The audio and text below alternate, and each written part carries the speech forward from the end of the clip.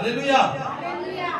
तो बिजनेस के लिए प्रार्थना, जिसका बिजनेस नहीं चल रहा, नौकरी नहीं चल रही, नौकरी में प्रॉब्लम है या फाइनेंस में रुकावट है, तो उसके स्पेशल आज प्रार्थना है।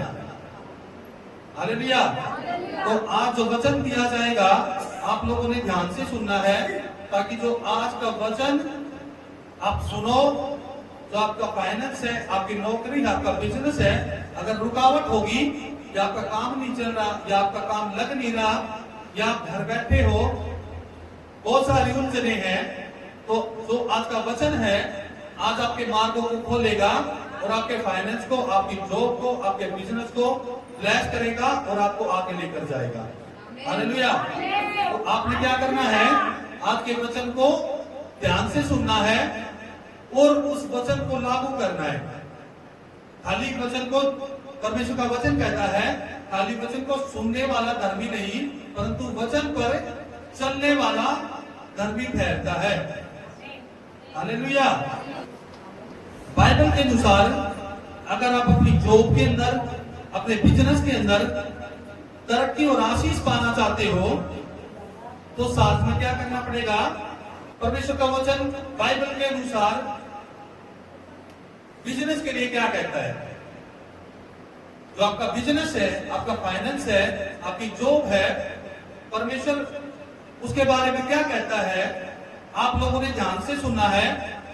कुछ मैं बाइबल के अनुसार आपको वचन बताऊंगा, आप उन्हें, उन वचनों को ध्यान से सुनना है और उन वचनों को अपने जीवन में लागू करना है।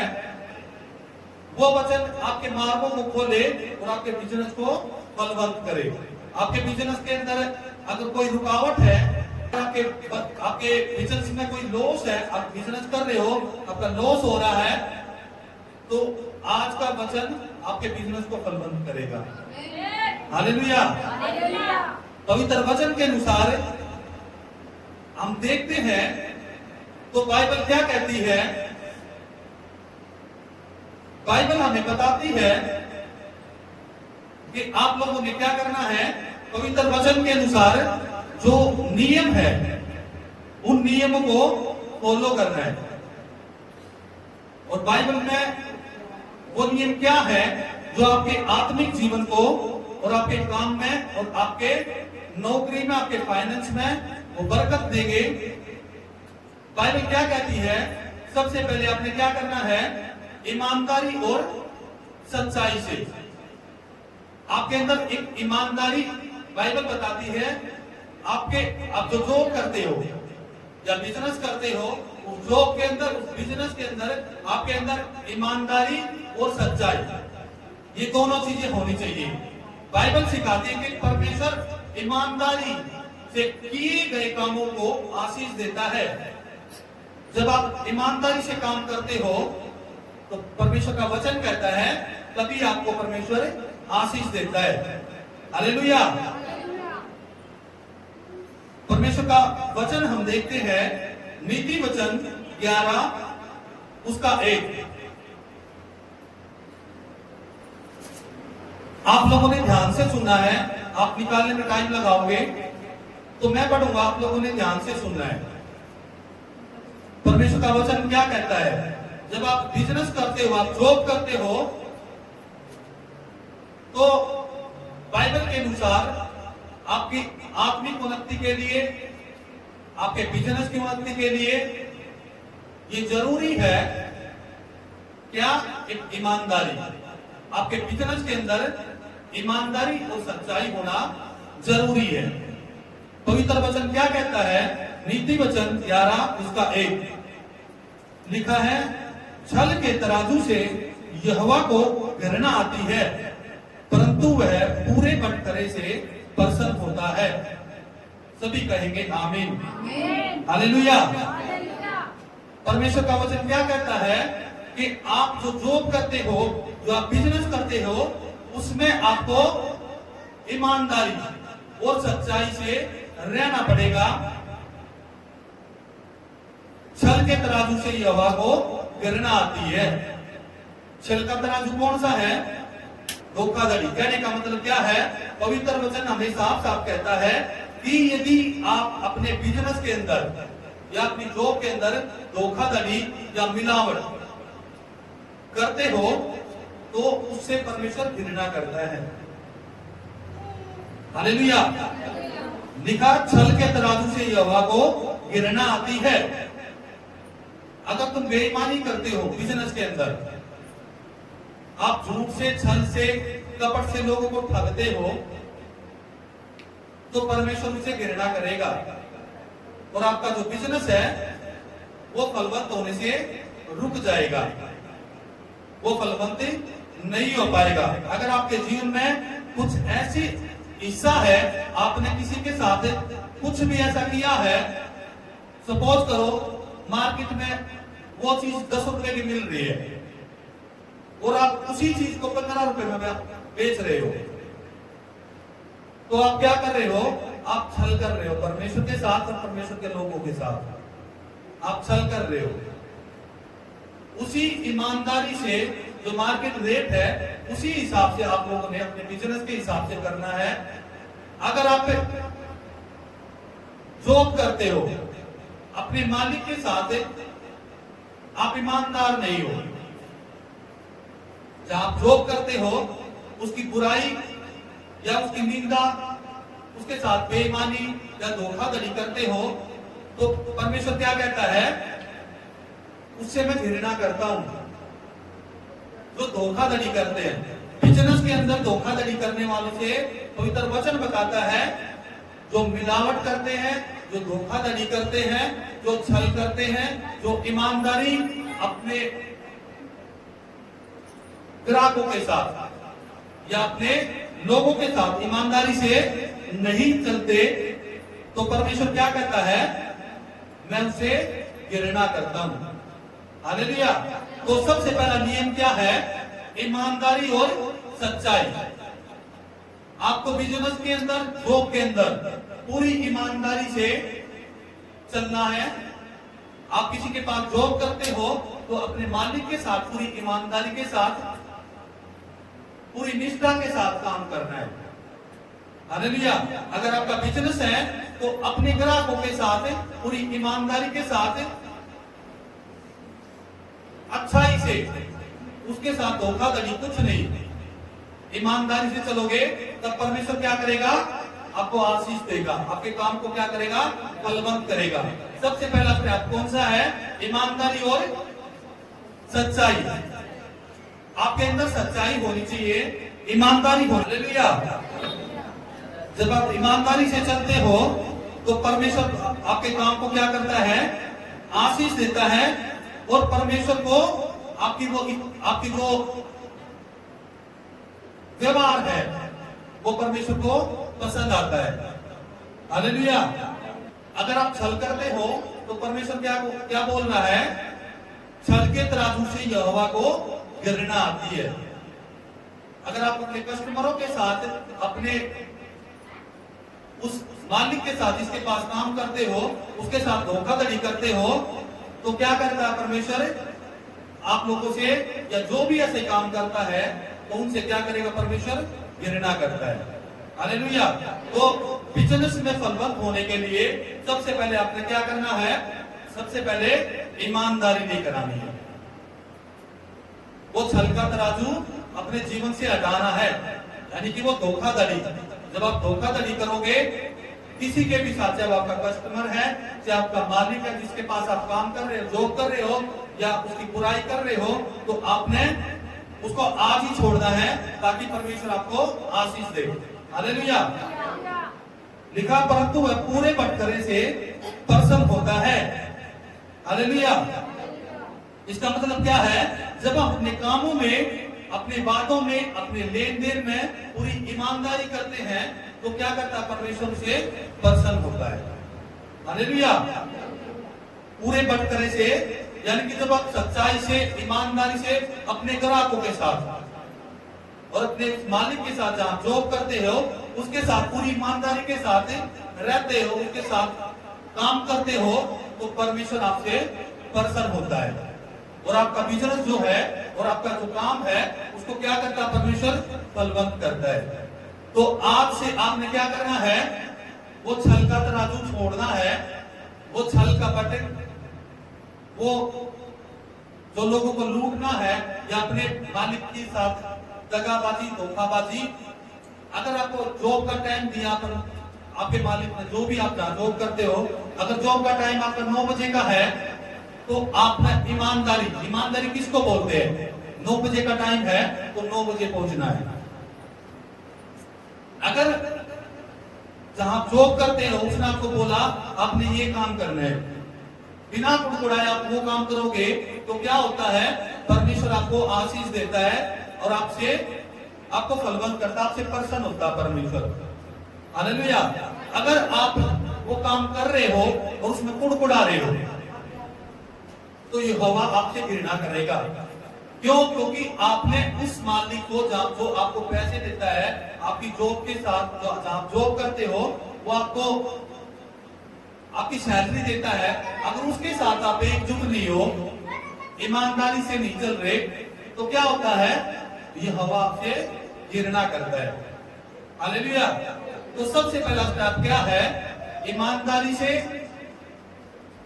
और सच्चाई से आपको वचन के अनुसार अपने बिजनेस में, अपने ग्राहकों से, अपने उस मालिक से जहां काम करते हो उसके साथ ईमानदारी से रहना है और सच्चाई से, हमेशा सच्चाई बोलनी है, कभी गलत काम नहीं करना है।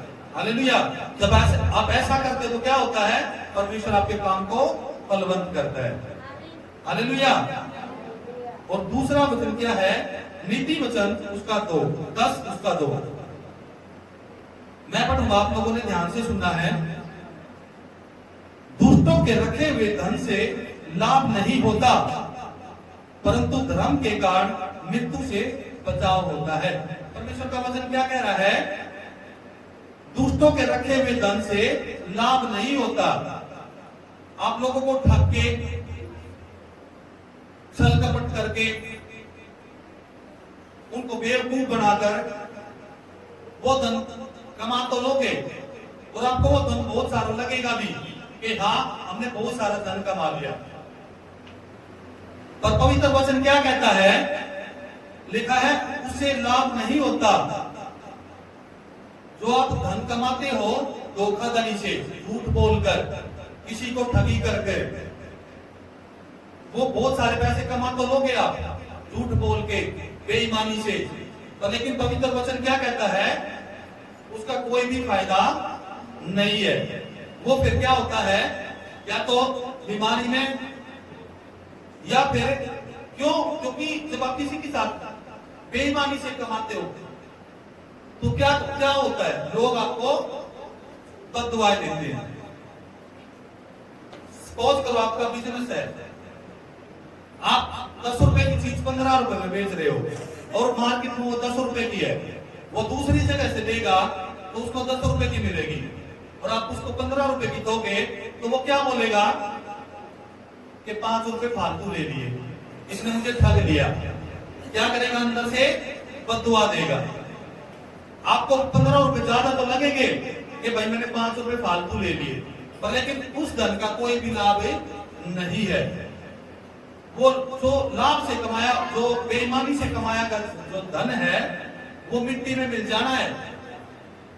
वो उस कोरे के समान है। परमेश्वर का वचन कहता है ऐसा धन उस कोरे के समान होता है जो हवा से उड़ जाता है। हालेलुया। तो आपने गलत तरीके से, बेईमानी से, झूठ से, ठगी से पैसा नहीं कमाना। ये पवित्र वचन कहता है। अगर भलाई आप कम कमाओ, लेकिन पवित्र वचन के अनुसार चलो। जब आप कम कमाओगे तो उसमें भी परमेश्वर आशीष और बरकत देगा। हालेलुया। अगर आप छल करके कमाते हो तो वह पैसा कभी नहीं रुकता है, पवित्र वचन बता रहा है। इसलिए गलत तरीकों से जो कमाया गया धन है उससे कोई भी आपको लाभ नहीं होगा। चाहे आप कितना भी पैसा कमा लो, जब तक आप ईमानदारी से नहीं चलोगे, पवित्र वचन के अनुसार नहीं चलोगे, तो आपका वो पैसा व्यर्थ है, वो ऐसे ही उड़ जाएगा, आपको पता भी नहीं चलेगा। हालेलुया।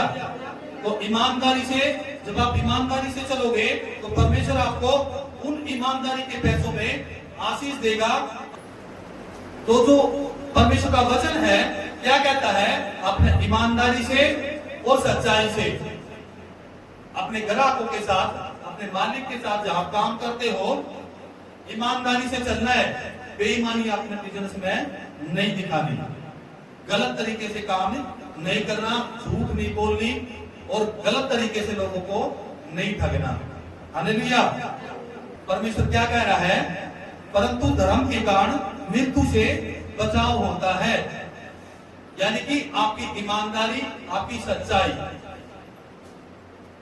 धर्म के मार्ग पर चलना, सीधाई से चलना। पवित्र वचन ये कह रहा है कि जब आप ईमानदारी से, सच्चाई से अपने बिजनेस में चलोगे, धर्म के मार्ग के अनुसार चलोगे, तो क्या होगा, आपका जीवन बचाया जाएगा। परमेश्वर ये कह रहा है जो आपका आत्मिक जीवन है, क्या है, जो आपका आत्मिक जीवन है वो पतन होने से बचाया जाएगा। यानी कि वो गिराए, जो आपका आत्मिक जीवन है वो गिरने से बचाया जाएगा। हालेलुया। जब आप धर्म के मार्ग पर चलते हो तो क्या होता है, जब आप ईमानदारी से, सच्चाई से, खराई से अपने ग्राहकों के साथ चलते हो, धर्म का मार्ग पकड़ते हो, तो क्या होता है, आपका जो आत्मिक जीवन है वो गिरने से बचता है। हालेलुया। जब आप छल कपट करते हो तो क्या होता है, आत्मिक जीवन में गिरावट आती है और वो आपके जीवन में दिखते हैं फिर वे गुण, उसके चिन्ह दिखते हैं। जब आप छल कपट करते हो तो चिन्ह दिखेंगे बीमारी के, समझ रहे आप लोग, वो आपके जीवन में दिखेंगे। हालेलुया। तो आपने वचन के अनुसार, आपने परमेश्वर की अगुवाई के अनुसार, जो वचन मैंने आपको बताए हैं, उस वचन के अनुसार पूरी ईमानदारी से, पूरी सच्चाई से धर्म के मार्ग पर चलना है और आत्मिक जीवन को आपने बचाना है। हालेलुया। दूसरा क्या है, कड़ी मेहनत और लगन। दूसरा पॉइंट क्या है, कड़ी मेहनत और लगन। जो आलस होता है, बाइबल उसको सख्ताई से नकारता है। बाइबल साफ साफ बताती है जो आलस करने वाले लोग हैं वो अपने जीवन को नष्ट कर रहे हैं। आलस को बाइबल साफ साफ नकारती है। जो आलस करते हैं, जो मेहनत नहीं करते, जो आलस करते हैं, तो क्या होता है, बाइबल उसको मना करती है। और ऐसे लोग ना तो तरक्की कर पाते हैं, ना जो उनका अधिकार है ना वो उनको मिल पाता है। क्यों नहीं मिल पाता है, क्योंकि जो इंसान आलस करता है, सपोज करो आप अपने घर के अंदर मिडिल, आपकी पूरी फैमिली के साथ रहते हो, आप पूरी फैमिली आपके साथ, और आपके घर वाले आपको काम की बोलेंगे बेटा कुछ भी काम के लिए बोलेंगे चाहे आटा रखिया पीसने के लिए या सिलेंडर भरवाना। अगर इंसान के अंदर आलस होगा वो क्या करेगा, बार बार मना कर देगा, वो करेगा नहीं उस काम को। उसके अंदर आलस होगा, वो काम नहीं करेगा। परिवार वाले क्या बोलेंगे, अकेले तो काम खाना घर में रोटी तोड़ है, कहेंगे क्या नहीं। एक दिन देखेंगे, 2 दिन देखेंगे, 3 दिन देखेंगे, हफ्ता देखेंगे, महीना देखेंगे, पर लेकिन रोज ये रिजल्ट आएगा तो क्या होगा, आपके घर वाले भी आपको क्या बोलेंगे, आलस में पड़ा रहेगा, काम करता नहीं है। समझ रहे आप लोग, आलसी इंसान का कुछ भी भला नहीं होगा। बाइबल भी साफ साफ नकारती है ऐसे लोगों को। जो इंसान अपने माता पिता की कमाई के ऊपर डिपेंड रहते हैं, वो बहुत गहरे गड्ढे में फंसते जा रहे हैं। मैं आप लोगों को एक छोटी सी कहानी बताऊंगा, बहुत महत्वपूर्ण है, ध्यान से सुनना है। एक घर के अंदर एक मटका होता है, उसके अंदर बहुत सारे चावल ऊपर किनारे तक भरे होते हैं, और उस मटके के अंदर क्या होता है, एक चूहा घूमते फिरते चला जाता है।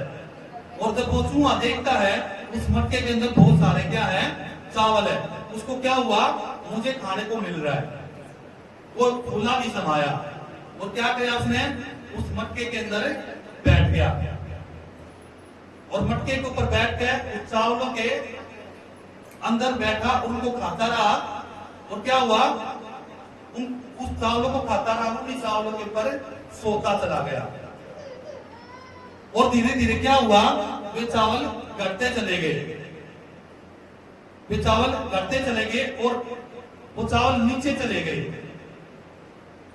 चूहे ने क्या सोचा, मुझे मेहनत करने की जरूरत नहीं हो रही, आराम से मिल रहा है, खा रहा आराम से लेटा हुआ है, वहीं खा रहा है वहीं लेटा हुआ है और जैसे जैसे वो खाता चला जाता तो चावल क्या होते हैं, नीचे चले जाते हैं और वो मटके के नीचे चला जाता है और जैसे में चावल खत्म होते हैं तो चूहा देखता है अब मैं बाहर कैसे निकलूं, वो बाहर भी नहीं निकल पाता, वो मटके के अंदर फंस जाता है और उसका मटके का जो सिरे होते हैं वो रिपटने होते हैं, वो चढ़ भी नहीं पाता ऊपर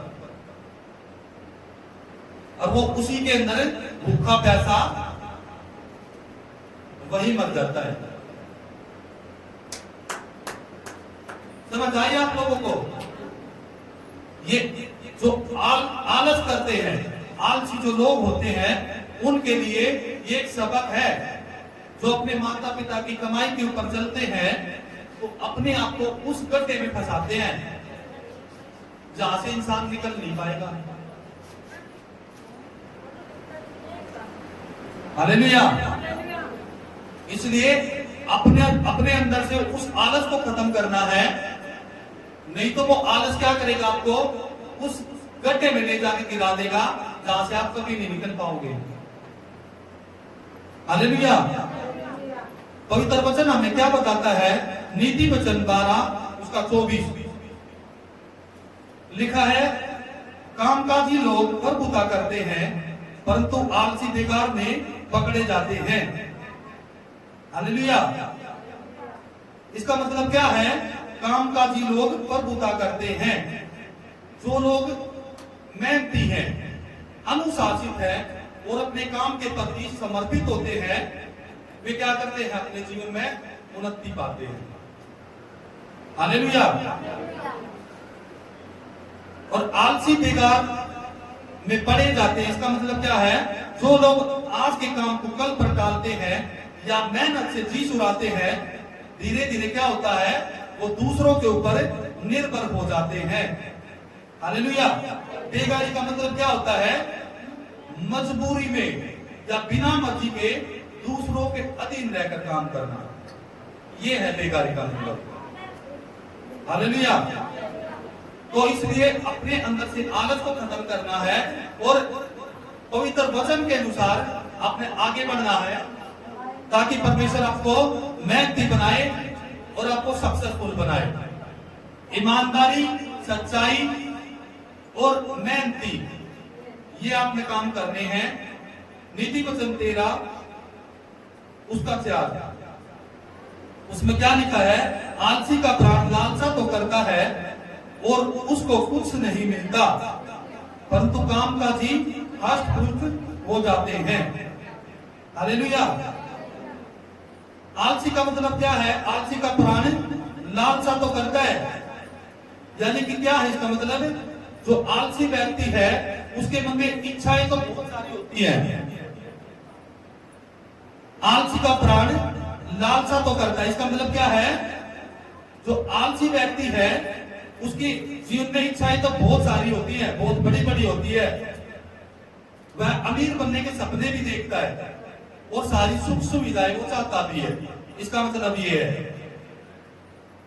और लिखा है उसको कुछ नहीं मिलता।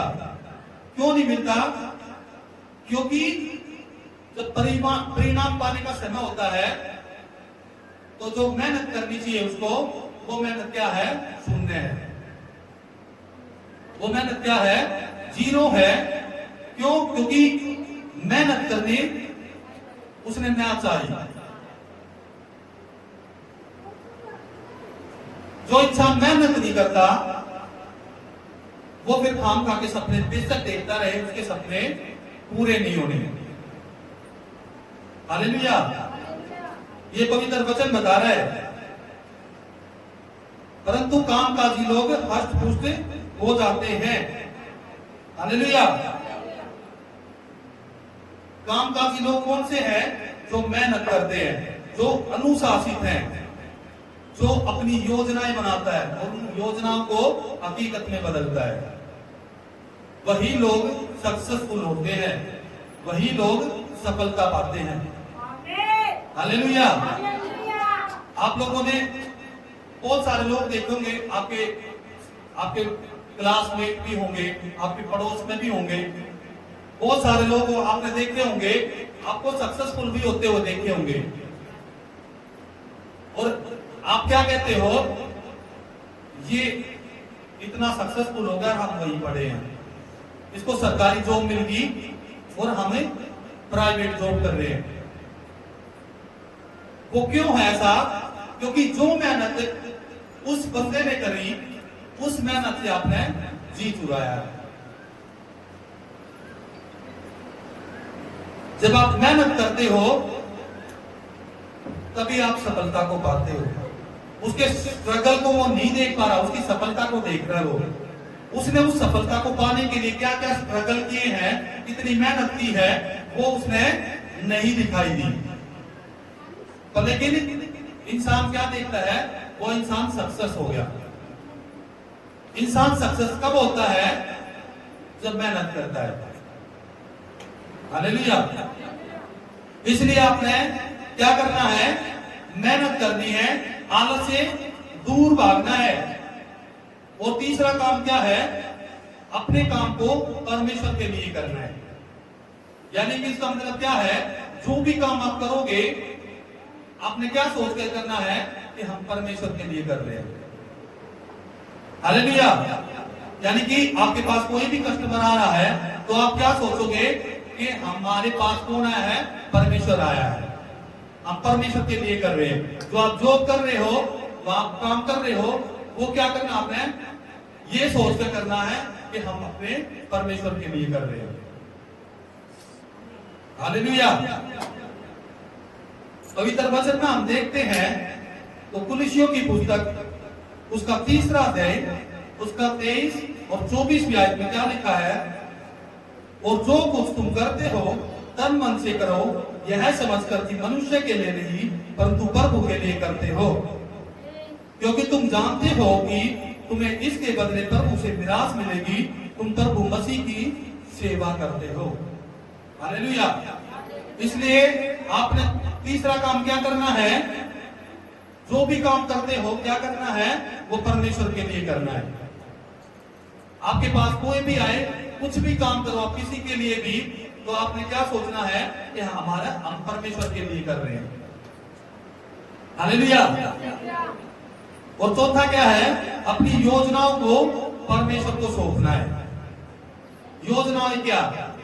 जो आप काम करते हो, अपने बिजनेस में बढ़ोतरी करते हो या कोई नई जॉब के लिए तलाश करते हो, तो आपने क्या करना है? वो काम परमेश्वर को सौंपना है। आपने प्रार्थना करनी है कि परमेश्वर आज मैं ये काम करने जा रहा हूं। हालेलुया। तो आपने प्रार्थना करनी है, परमेश्वर को बताना है कि परमेश्वर जो मेरा काम है, मैं इस काम को आपके हाथों में सौंपता हूं।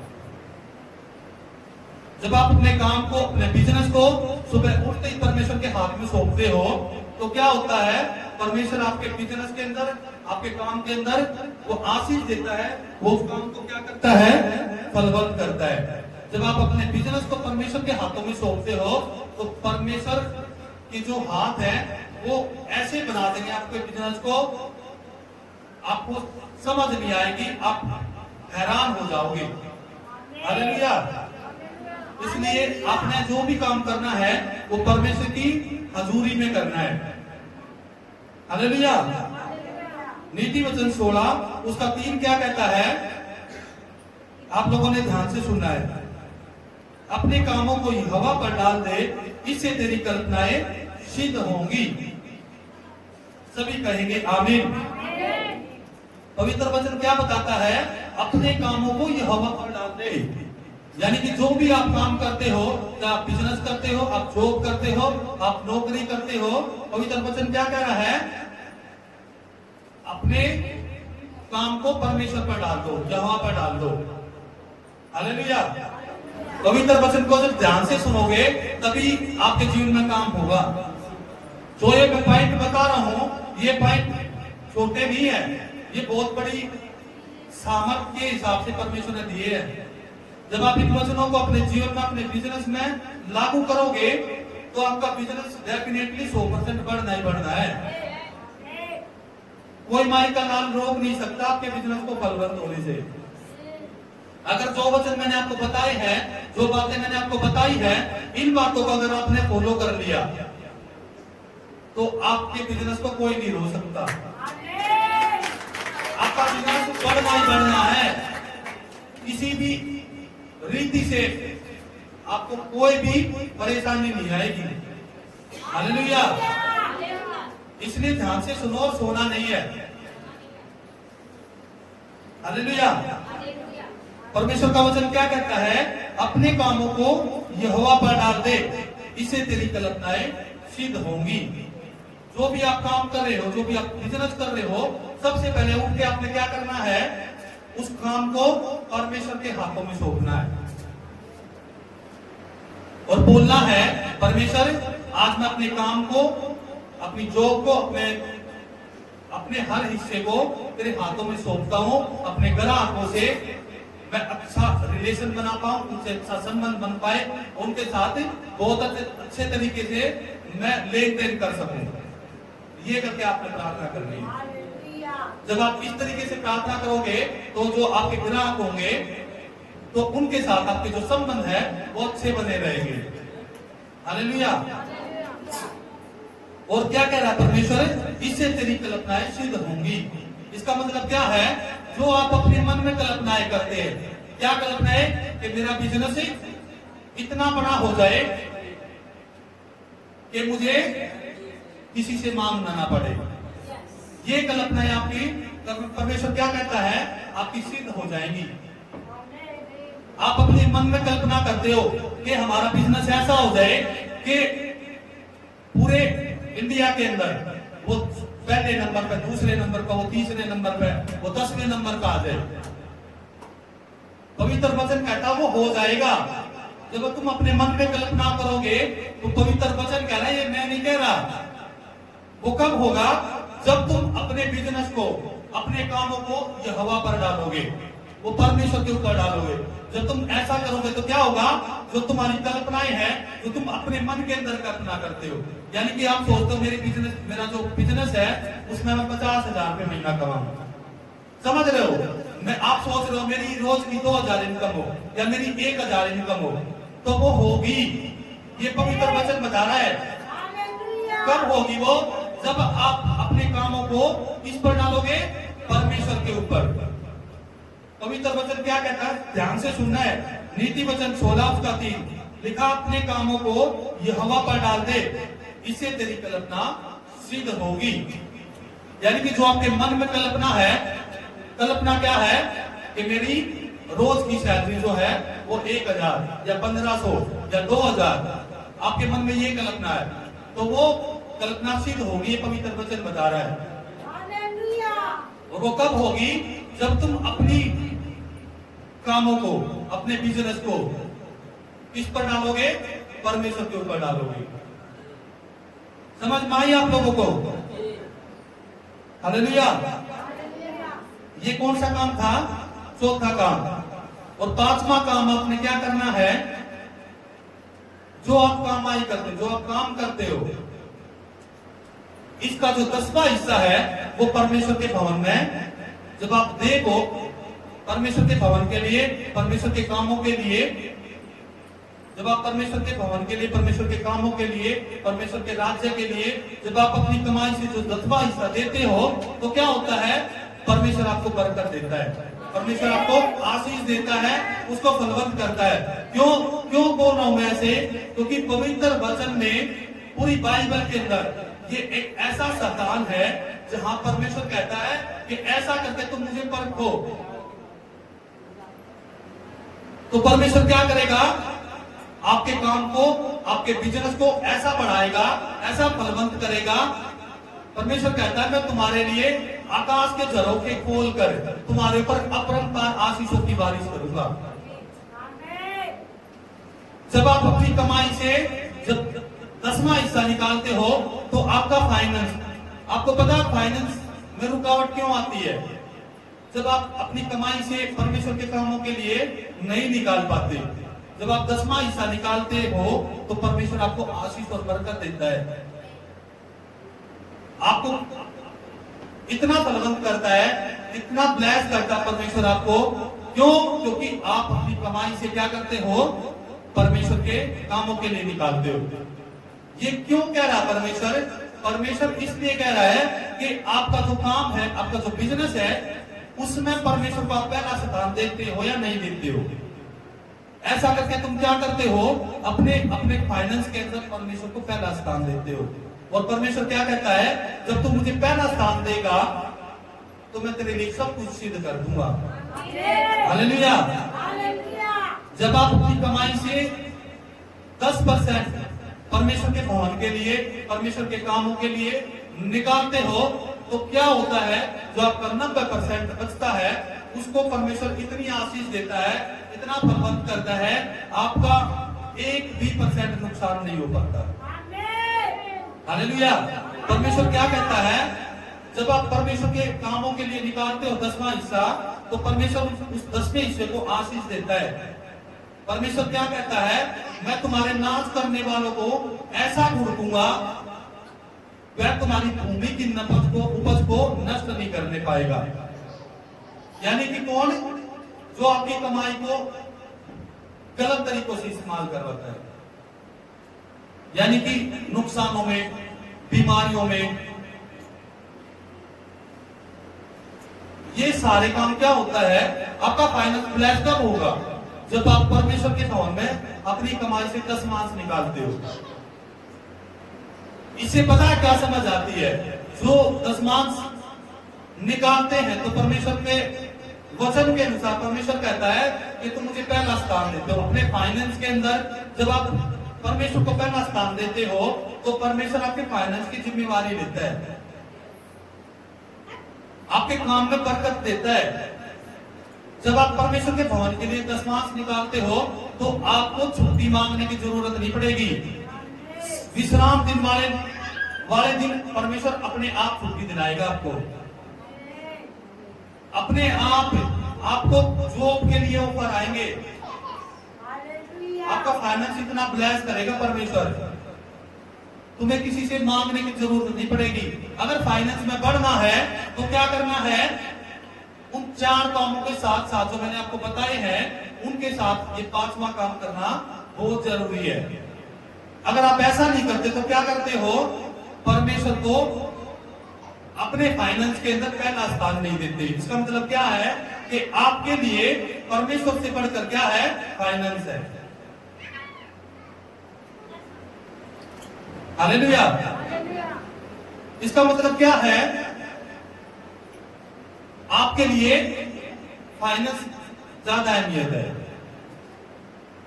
पैसा परमेश्वर से ज्यादा बढ़कर है। जब आप परमेश्वर के भवन के लिए, परमेश्वर के कामों के लिए निकालते हो तो परमेश्वर आपके काम को आशीष देता है, बरकत देता है और आपकी कमाई को ब्लेस करता है। परमेश्वर कहता है मैं सारी हानि से तुम्हारी रक्षा करूंगा क्योंकि मैं तुम्हारे छिपने का स्थान हूं। परमेश्वर आपके छिपने का स्थान है, परमेश्वर आपका दृढ़गढ़ है, वो आपका घमंड है, वो आपके लिए आशीष का कारण है। ये पवित्र वचन बताता है। और जब परमेश्वर के भवन के लिए परमेश्वर की आज्ञाओं को नहीं मानते, इसमें क्या लिखा है कि सारे दशमांश भंडार में ले आओ ताकि परमेश्वर के भवन में भोजन वस्तु में रहे। और ऐसा करके तुम मुझे परखो कि मैं तुम्हारे लिए आकाश के झरोखे खोलकर आशीषों की अपरंपार बारिश करता हूं कि नहीं करता हूं। परमेश्वर यहां साफ साफ कह रहे हैं कि ऐसा करके तुम मुझे परखो वो आपको पहली बार परमेश्वर पूरे वचन के अंदर, पूरी बाइबल के अंदर पहला स्थान है जहां पर परमेश्वर ने बोला है कि तुम ऐसा करके परमेश्वर को कर दो और परमेश्वर आपको ब्लेस करेगा। हालेलुया। यहाँ पे किसी को बोलना चाहिए परमेश्वर के बारे में, सपोज करो हम बता रहे किसी को कि परमेश्वर ऐसे ऐसे काम करता है, तुझे परमेश्वर से क्या चाहिए? वो बोलेगा अगर बेटे की सरकारी नौकरी लग जाए, और क्या चाहिए?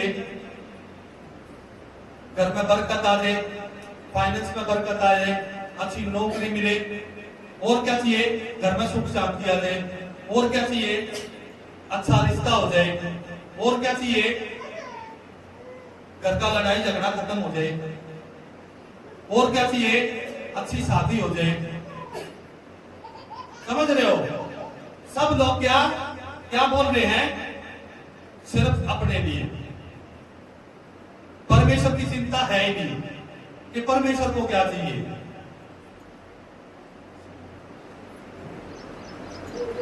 सब अपने लिए। जब आप परमेश्वर के कामों के लिए जब बोलते हो तो उससे क्या होता है? परमेश्वर के काम आगे बढ़ते हैं। जब आप अपनी कमाई से दशमांश देते हो तो क्या होता है?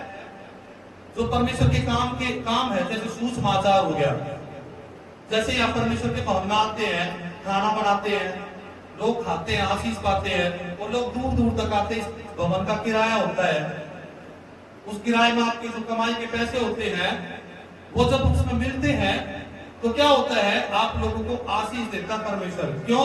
क्योंकि आपके कारण इस भवन का किराया जाता, परमेश्वर के काम होते हैं और लोग छुटकारा पाते हैं। इसलिए परमेश्वर आपको आशीष देता है। और लोग क्या करते हैं? बस मेरा घर बन जाए, मुझे अच्छी जॉब मिल जाए, बच्चे स्टेबल हो जाए, अच्छा रिश्ता हो जाए, घर में सुख शांति आ जाए, बरकत आ जाए। पर लेकिन परमेश्वर को क्या चाहिए? कुछ नहीं। हालेलुया।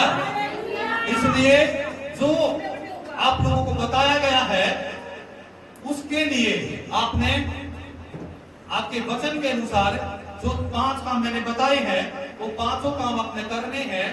जब आप ये 5 काम करोगे तो परमेश्वर आपके काम को, आपके बिजनेस को ऐसी आशीष देगा, आपको इतना बलवंत कर देगा परमेश्वर, आपको किसी से मांगने भी नहीं पड़ेगा और आपके हाथ देने वाला बन जाएंगे।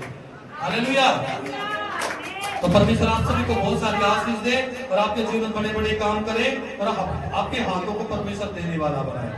हालेलुया।